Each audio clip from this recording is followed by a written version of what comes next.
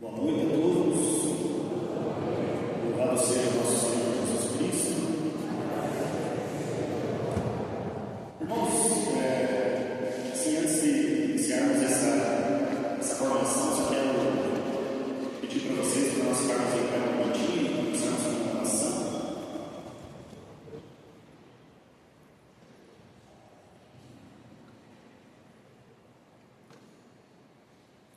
Em nome do Pai, do Filho e do Espírito Santo. Vinde, Espírito Santo, enchei os corações dos nossos fiéis e acendei neles o fogo vosso. Enviai o vosso Espírito e tudo será criado e renovaremos a face da terra. Cremos, ó Deus, que instruíste os corações dos nossos fiéis com a luz do Espírito Santo.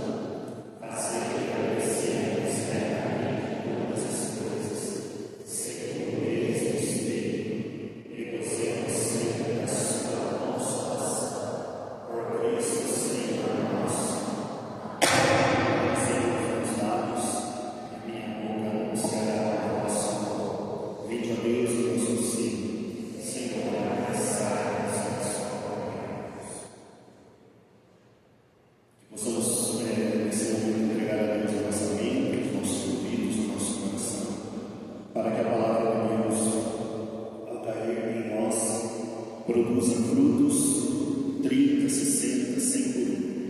Frutos de salvação, frutos de vida eterna, frutos de perseverança. Perseverarmos para frutificarmos. Frutificarmos para salvarmos o povo de Deus, para sermos alimento, para sermos úteis. Santa Maria, Mãe de Deus, rogai por nós. Santo anjo do Senhor, meu zeloso e guardador, seja cheio a piedade divina, sempre rege, em nome do Pai, do Filho e do Espírito Santo.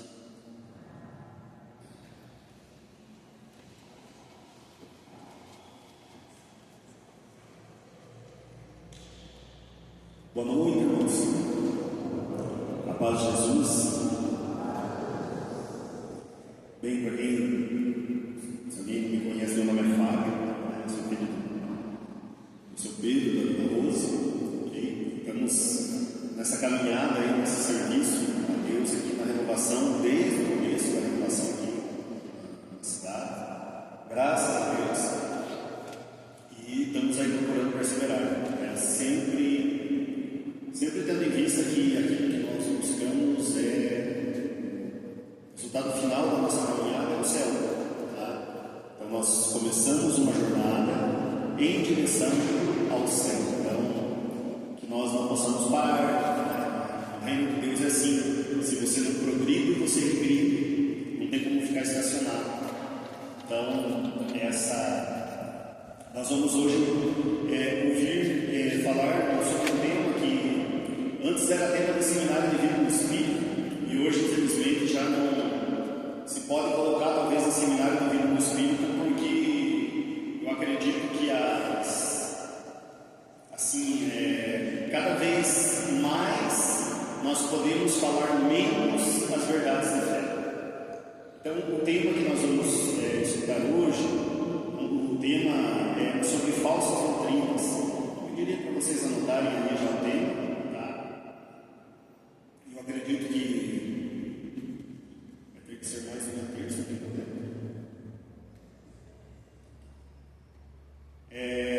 tema que nós vamos ouvir falar é falsas doutrinas. Irmãos, isso é uma coisa bastante lógica, né? Vejam bem, quantos deuses existem? Quantos deuses existem? Hein? Quanto? Quantas religiões verdadeiras existem? Uma. Nós temos hoje no mundo, gente, se existe um Deus, existe só uma religião. Porque não tem como ser essa diversidade, essa pluralidade que nós temos aí, mais ou menos. Ninguém sabe dizer o certo, você sabe que é entre 47 mil e entre 60 mil denominações cristãs. cristãs, sem contar as outras. Então é muita coisa. E essa, gente, essa igreja que nós, então antes de falarmos de falsas doutrinas, vamos falar da verdadeira doutrina, daquela que foi fundada por Cristo, foi feita, fundada por Jesus Cristo. Eu já quero convidar vocês para que nós possamos pegar o Evangelho de São Mateus, capítulo 16, versículo 18 e seguinte.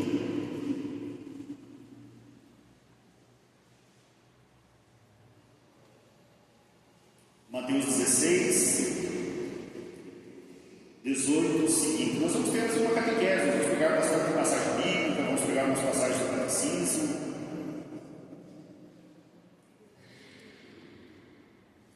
Na Bíblia de Maria, a edição normal, a letra normalzinha dela, página 1304, diz assim: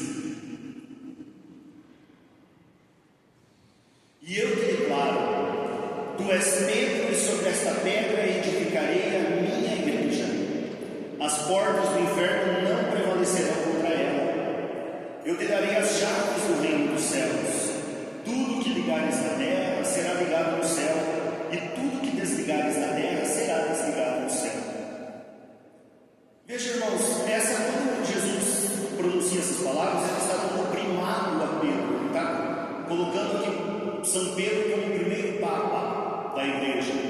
Por isso que sempre falam aos papas, né? Tu és Pedro. Por isso que o ministério papal é chamado de ministério petrino, porque vem de Pedro.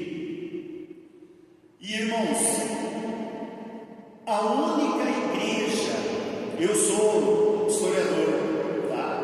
A única igreja cristã que tem no século I é a igreja católica. Não tinha outra igreja cristã no século I, a não ser a igreja católica. E essa igreja católica, ela permanece,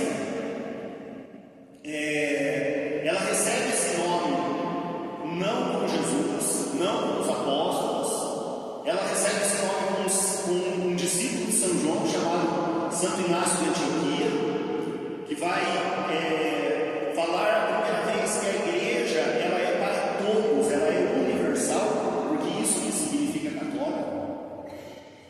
Então a igreja ela é universal para todos, porque naquele tempo só os judeus que eram o povo eleito por Deus.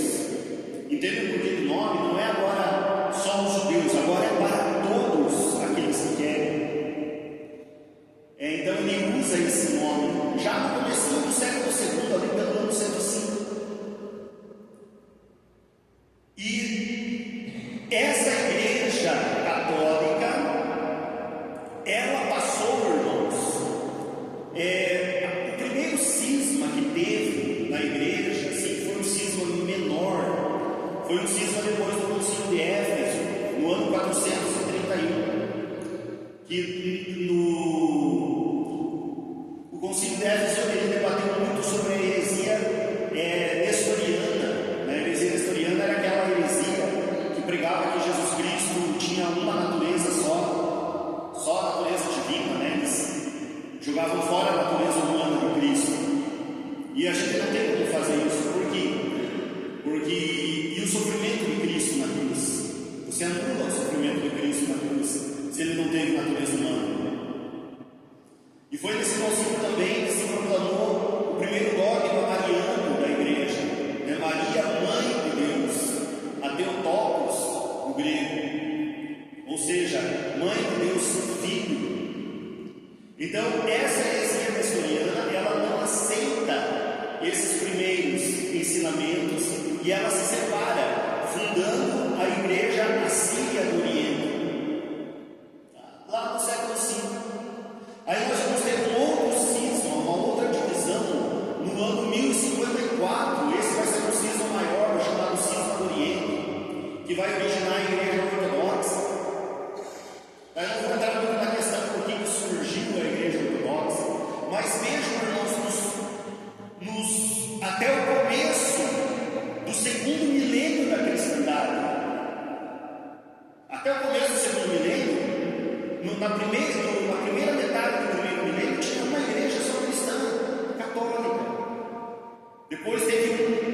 uma pequena fragmentação, originando a segunda. No começo do segundo milênio, nós vamos ter a segunda fragmentação. E depois, no século XVI, com Martinho Lutero, aí sim nós vamos ter o grande cisma do Ocidente, também conhecido como Reforma Protestante. Que de reforma não tem nada. Por que não tem nada a Reforma Protestante? Me diga uma coisa. Que tipo de reforma é essa que começou lá no século XVI até hoje não termina? Estão 500 anos reformando, porque até hoje surgem novas igrejas cristãs. Até hoje se dizem cristãs. Algumas são geneiristas, né? Não devia nem ter o nome de Jesus no meio.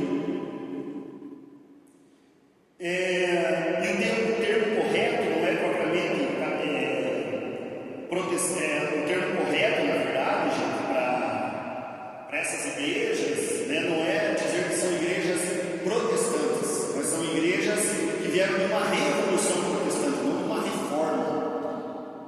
Quando eu quero fazer uma reforma aqui na igreja, o que eu faço? Eu conserto aquilo que precisa ser consertado. Eles não fizeram isso. Quando foi para fazer a dita da reforma, eles apontaram aonde que tinha coisa errada, algumas coisas erradas, e foram embora da casa. Isso não é reforma? Isso é revolta? Mas voltando aqui ainda, irmãos, veja, nós temos a Igreja Católica, ela é a única igreja fundada por Jesus Cristo. No século XIX, teve um imperador francês chamado Napoleão Bonaparte. Quem conta muito essa história é o professor Felipe Aquino. E Napoleão Bonaparte tinha conquistado uma boa parte do continente europeu já. E chegou um soldado, um militar para ele, e falou assim: Senhor imperador, você já conquistou tantas coisas, para você falta uma coisa só você fazer. Por que você não faz uma igreja? Por que você não funda uma igreja? E Napoleão Bonaparte disse assim: olha, para fundar uma igreja precisa fazer duas coisas. Ele disse: uma eu não quero e a outra eu não posso. E aí o soldado perguntou: mas o que é isso, né? Falou assim: para fundar uma igreja você precisa morrer na cruz. Isso eu não quero. E para você fundar uma igreja você precisa ressuscitar dos mortos. E isso eu não posso. Porque, meus irmãos, veja todos os outros fundadores de igreja que existem por aí. Pega o Siddhartha Gautama, que é o Buda. Ressuscitou?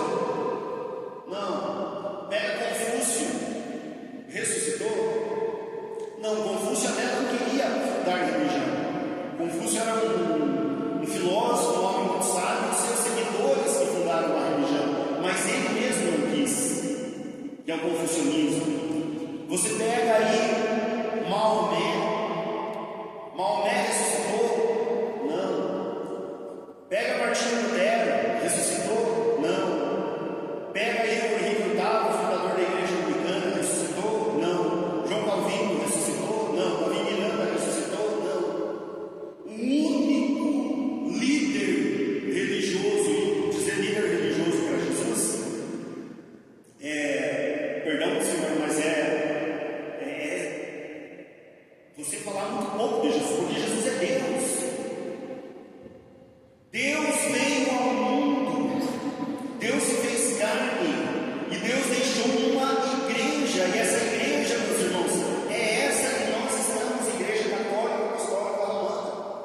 Por isso, irmãos, que essa igreja ela é tão apedrejada, por isso que falam tanto mal dela, por isso que já quiseram destruir ela de várias formas, perseguiram ela no tempo dos primeiros cristãos, perseguem até hoje na África.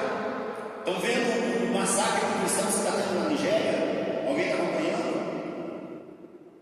Mais de 70 mil mortos nos nossos dias, porque tentam eliminar a igreja, porque ela é a igreja de Cristo, ela é a esposa do Cordeiro, e o inferno tem uma raiva disso, porque enquanto essa igreja estiver funcionando, ela está tirando almas da mão do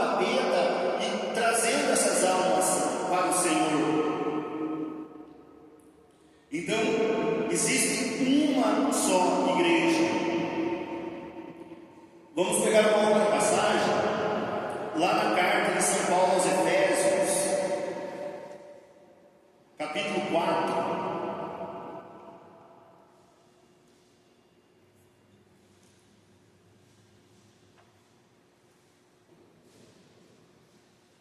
A partir do versículo 3.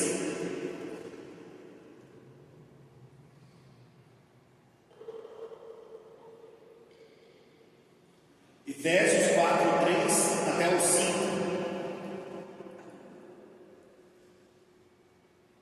Diz assim: sede solícitos em conservar a unidade do Espírito no vínculo da paz. Deixa eu perguntar uma coisa para você já nesse primeiro versículo. Os líderes de igrejas protestantes evangélicas foram solícitos em conservar a unidade do Espírito. Eles que falam tanto em só da Escritura, que a só Escritura desobedecem à Escritura, desobedeceram à Escritura.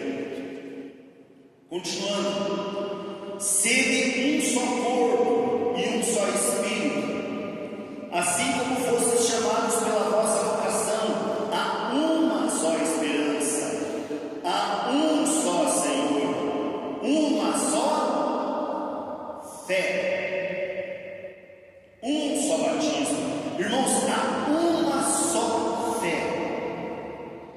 uma só fé, e essa fé é na igreja. Vocês sabiam que de todos os 10 grandes mistérios que existem no mundo hoje, que a ciência não sabe explicar, todos eles estão dentro da Igreja Católica? O sudário de Turim, que nós chamamos de Santo Sudário, que todo mundo que começa a estudar o Santo Sudário acha que é uma falsificação medieval inteligente. E daí, quando começa a se aprofundar no estudo do sudário, percebe que é impossível ser algo falsificado. Sudário de Turim, o manto de Nossa Senhora de Guadalupe. O manto de Nossa Senhora de Guadalupe simplesmente tem um pigmento que está impresso naquele tecido. Aliás, não tem nada impresso no tecido, mas aquela imagem que se vê daquela tima, né, que é o nome do pano. O pano indígena que duraria no máximo 20 anos. Nenhuma daquela pigmentação do manto de Nossa Senhora de Guadalupe existe no planeta Terra. Sabiam disso? Os milagres eucarísticos dos santos, aliás, os milagres eucarísticos, Lanciano, Siena, são vários, gente. A lista aí é mais de 120, mais de 130 milagres eucarísticos. O sangue de São Januário, que se liquefaz 1, 2 ou 3 vezes ao ano. Tem um pouco do sangue do santo lá no relicário. Quando chega o dia dele, tem vezes que o sangue simplesmente se torna líquido novamente. Como isso? Temos os corpos incorruptos dos santos, mais de 2.000. Tem alguns santos que tem só parte do corpo incorrupto. Por exemplo, Santa Teresa de Ávila tem o coração incorrupto. Santo Antônio tem a língua. Tem santo que tem o corpo todo. Mas assim, irmãos, alguma outra igreja tem isso? Não tem. É uma assinatura de Deus na história, dizendo: eu estou aqui. Só que Deus é amor. Deus não é e São Paulo vai escrever isso em 1 Coríntios 13, que o amor ele não se enche de orgulho, o amor não se pavoneia, ou seja, ele não se aparece. Deus não fica se aparecendo com isso.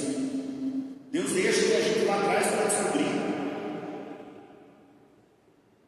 Então, irmãos, nós temos que saber que essa igreja que nós participamos, ela é una, santa, e é errado você dizer que a igreja é santa e pecadora, porque que é errado? Porque a igreja é santa. A igreja é a esposa do Cordeiro. Essa esposa do Cordeiro, ela é santa. Existem na igreja membros pecadores, que somos nós, mas a igreja é santa.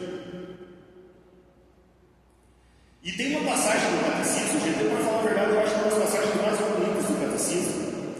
Queria que vocês pegassem ou anotassem, parágrafo 760. Catecismo da Igreja Católica, parágrafo 760.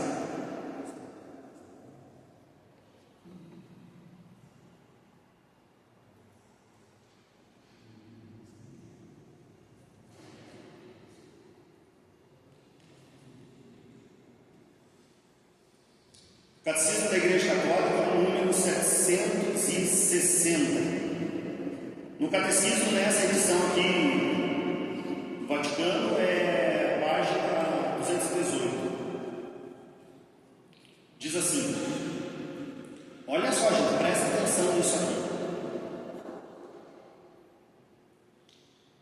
O mundo foi criado em vista da igreja. Repita isso. O mundo foi criado em vista da igreja. Diziam os cristãos dos primeiros tempos: Deus criou o mundo em vista da comunhão com sua vida divina. Comunhão esta que se realiza pela convocação dos homens em Cristo. E esta convocação é a igreja. A igreja é a finalidade todas as coisas. Repita isso. A igreja é a finalidade de todas as coisas. Meu irmão, você está vendo a importância da igreja? Por que Deus criou o mundo? Por que Deus preparou tudo no planeta, até todo o processo evolutivo, até chegar na gente? Por que Deus criou as coisas para chegar na gente? O que Deus, como Pai, o que Ele quer fazer? Ele quer reunir seus filhos. E aonde que Deus reúne seus filhos? É na igreja. Então a igreja é a finalidade de todas as coisas. E por isso o ódio do demônio contra a igreja. Por isso essa confusão de existir tantas outras igrejas. E a igreja, ela é a finalidade de todas as coisas. Ou seja, Deus te quer aqui. Não tenha dúvida disso. Deus quer você aqui. E assim, irmãos, quando a gente fala, quando nós falamos sobre a questão da igreja, a igreja ser santa, infelizmente dentro do cristianismo morreu esse cisma, essas divisões que eu já comentei com vocês. E assim, irmãos, existem cada coisa absurda que a gente escuta nessas igrejas protestantes, que, olha, eu não tenho dúvida nenhuma que quem sussurra isso para alguns pastores é o próprio demônio. Coisas que eles falam. Tem uma passagem, por exemplo, isso tem gravado na internet, se você quiser procurar para ver depois. Tem um pastor que diz assim que Jesus assumiu a marcenaria de José, e José era meio devagar para fazer os móveis. E Jesus, o que Jesus fazia? Jesus, ele estendia a mão assim e aparecia móvel. Isso um pastor falando. Primeiro que isso contradiz a palavra de Deus, porque o Evangelho de João vai dizer que o primeiro milagre de Jesus foi aonde? Em Caná da Galileia. E que Jesus, ele fazia assim, aparecia a cadeira. Então Jesus deu uma bombada na marcenaria, e que Jesus por isso comprou uma casa na praia, e que uma hora fala que Jesus tirou o pé e colocou o pé na areia, porque ele estava na casa da praia dele, falando isso para justificar a própria riqueza. Outra coisa, tem um pastor, isso aqui, olha, gente, veja se isso não é coisa do inferno. Um pastor que fala, ele dá uma interpretação no Evangelho de São João, capítulo 4. Quando Jesus diz assim, e sinceramente isso me dá orgulho de falar isso, mas assim é para vocês verem uma mentira, né? Falar uma mentira em alguém que se diz seguidor de Cristo. Então, no Evangelho de São João, capítulo 4, versículo 14, Jesus vai dizer assim, que aquele que beber dessa água não voltará a ter sede, do seu interior jorrarão rios de água viva. E sabe como que o pastor interpretou essa passagem, que ele disse dos rios de água viva? Alguém já viu? Dá vergonha de falar, né, Diego? Sabe o que o pastor disse? Que esses rios de água viva que jorrariam no interior de Jesus era sêmen de Jesus. Gente, tem cabimento um negócio desse?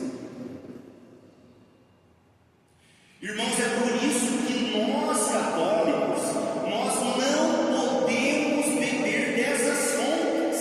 Não podemos. Ah, eu vejo aquele pastor que vem do Padre Léo, aquele tá grisalho, sem vergonha, fica imitando o Padre Léo e ele é muito engraçadão, né? Um pastor que eu não vejo também, mas ele ficou conhecido aí na internet.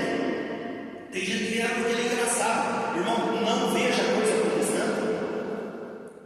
Quando você vai comer alguma coisa, você vem estar colorado, você tem coragem de se alimentar daquele alimento ali? E por que vemos essas porcarias? Porque ao falar porcaria, gente, é ser educado com essas porcarias, tá? E alimento estragado, não coma, não escute música evangélica, não escute, não ouça a pregação do pastor. Irmãos, temos tantos canais maravilhosos aí católicos no nosso meio hoje. Frei Gilson, maravilhoso, um santo, gente.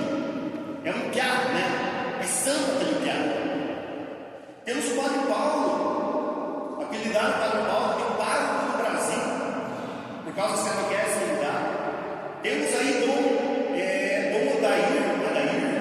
Adair José, Dom Falcão, temos o professor Felipe. Gente, temos muitos católicos bons, catequistas, ensinando nas redes sociais: não vá pegar comida estragada. Está me entendendo? Não vá atrás do pastor. Não podemos fazer isso. Por quê, irmãos? Porque o que é a heresia, gente? A heresia é o seguinte: quando a gente fala de heresia,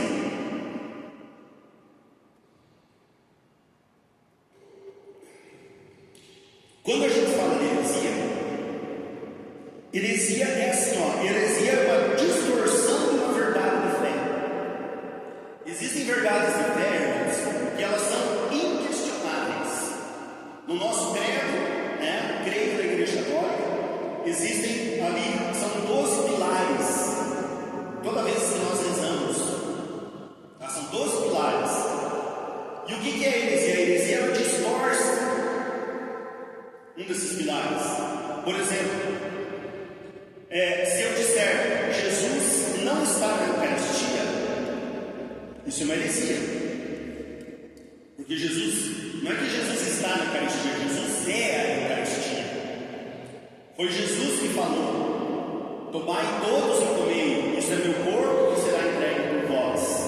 Se alguém quiser anotar, Mateus 26 a 28. Vocês vão ver que Jesus diz exatamente essas palavras que o Padre pronuncia na hora da consagração de toda a missa: tomai todos e comei, isso é meu corpo que será entregue por vós. Depois Jesus diz: fazei isso em minha memória. E se nós pegarmos lá o Evangelho de João, podem anotar também essa passagem. O Evangelho de João, capítulo 6, versículo 53, Jesus vai dizer que quem não comer a carne do Filho do Homem e não beber o seu sangue, não terá a vida em si mesmo. Jesus está falando de comer carne e beber o seu sangue. Então, meus irmãos, a Eucaristia, ela não é um simbolismo. Não é um simbolismo. É Jesus real, vivo, presente. no pão, no vinho. Por isso todo respeito ao Santíssimo Sacramento. Tá? Então assim, irmãos, mas o que é uma heresia? Então se eu falo que Jesus não está na Eucaristia, eu estou cometendo uma heresia. Se alguém chegar para mim e falar assim, olha Fábio, você está errado, porque Jesus está na Eucaristia, pega as passagens bíblicas, mostra tal, eu reconheço o meu erro, eu deixei de ser um herege, tá? Mas se eu persisto no erro, eu confirmo a minha heresia. E isso foi o que a igreja combateu, gente, ao longo de 2000 anos. A igreja sempre teve que combater heresias. Veja, as heresias protestantes, por exemplo, né? As heresias protestantes, o Lutero dizia assim que a Bíblia, ela é que todo mundo pode interpretar a Bíblia. Sabiam que a própria Bíblia diz que isso não pode ser feito? Pega lá 2 Pedro, capítulo 1.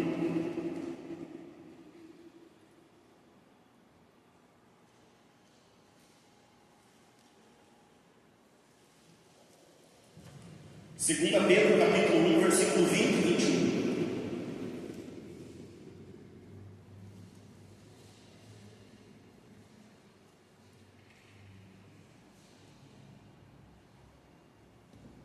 Bíblia Ave Maria, página 1547.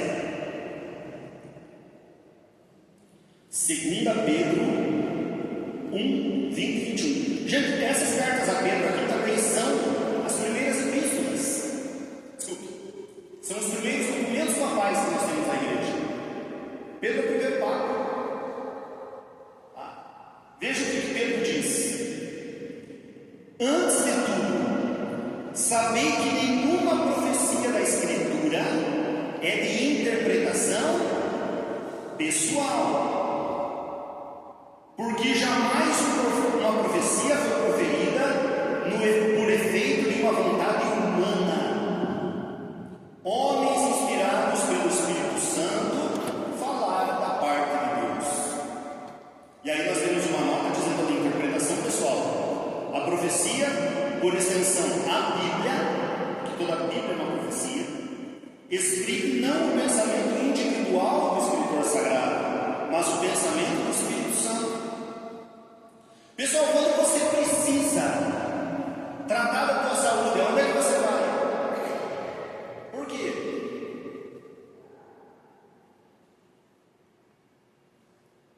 Porque o médico entende da tua saúde.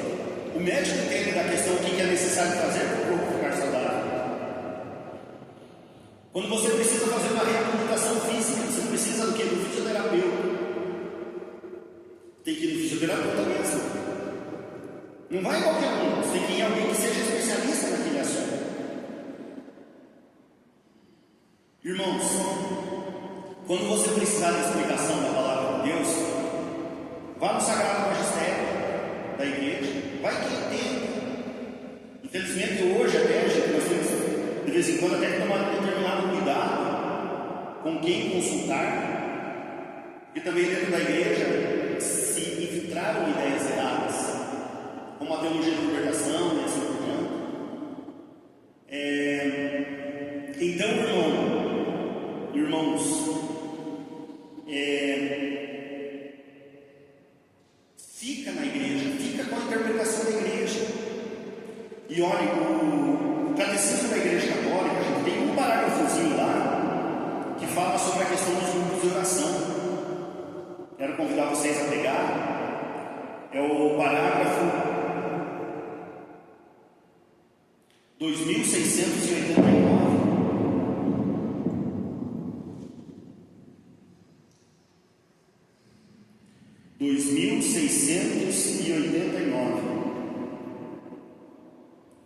No Catecismo,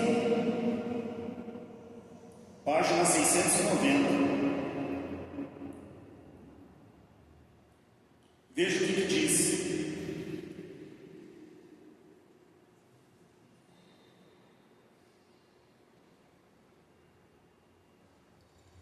Os grupos de oração e mesmo as escolas de oração são hoje um dos sinais e molas da renovação da oração da igreja.